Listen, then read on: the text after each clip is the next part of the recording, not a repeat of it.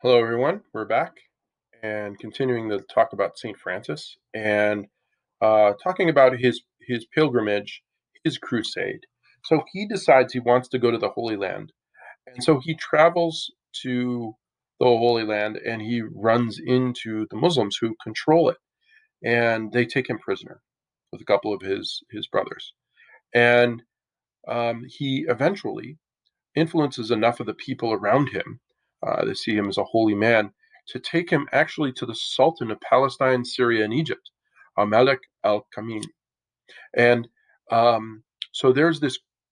So they start talking and debating over the next few months, and the Sultan is absolutely overwhelmed by the spirituality of this young preacher, this Saint Francis, and he um, they become fast friends.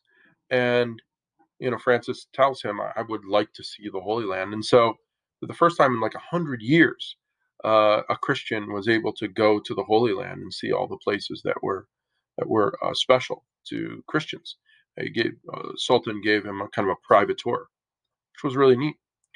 Um, Eventually, Francis is allowed to go home and not killed, which is an amazing thing. That's what his goal was, to go there and try to convert the Muslims, and if it didn't work out, he would end up being a martyr. He wanted that very badly, but instead he knew that he had to go back. And the Sultan, as he left, said, "Listen, if I didn't have to uh, be the leader of the entire Muslim community, the whole Muslim world, I would probably convert." Based on your the power of your words and our friendship. So Francis goes back and he is up praying in the woods, praying in the mountains. He always did this. Would go off by himself for days at a time. And one day he was up on Mount Laverna and he was praying, and all of a sudden he receives the stigmata. You see the picture right here, with these would be that Francis received the wounds of Jesus on his hands and on his side and on his feet, the same wounds as the nail holes from the crucifixion. Now you say, what kind of punishment is this? Well, the stigmata is not necessarily a punishment. We would all like God to come down, if he felt like, and say to us, "Hey, um, I just wanted to tell you, you're doing a really good job. Keep it up." Like, we would love to hear that, right? Or like, "Hey, you probably should stop doing this and you should do that instead." Like, we would all love to hear, like, to get a little communication. Now, the stigmata in a lot of ways was that communication. God was saying, you are living such a close life to Jesus that you will even share in his wounds. Now, these were kind of magical in the sense that they bled, but he didn't like lose all. It's like he didn't bleed out or anything, right? And so it caused pain, but it was pain that he knew he was sharing in the pain of Jesus, and that was powerful to him. I mean, that's like next level. That's next level spirituality. And over the years, there have been a number of different people who have had this kind of experience of the stigmata happen to them miraculously. Now, Francis is a very sickly person, and he has a difficult, and he doesn't take care of himself. And eventually, Francis dies. But as he, this is there is a feast known for Franciscans as the Transitus. This is the passing over transit from this life to the next, and that's a pretty famous thing. So that is like just a little bit of the life of Saint Francis. So moving on, I want to talk about how are Franciscans divided, and they're divided up into three orders. There's the Friars Minor, and the word minor being that Francis wanted as a lesser, who's known as the lesser brothers. They were ones that were humble. That was a sense of humility. So the order of the Friars Minor, um, and this was known as the First Order. That's all the brothers. That's the Franciscan friars. Then you have the Poor Clares. Poor Ladies of Clare. This is known as the Second Order, and those are as far as an example, these ladies down here. They're very specifically one specific religious order of Franciscans, nuns. And the third are the Brothers and the Sisters of Penance. This is the third order of Franciscans.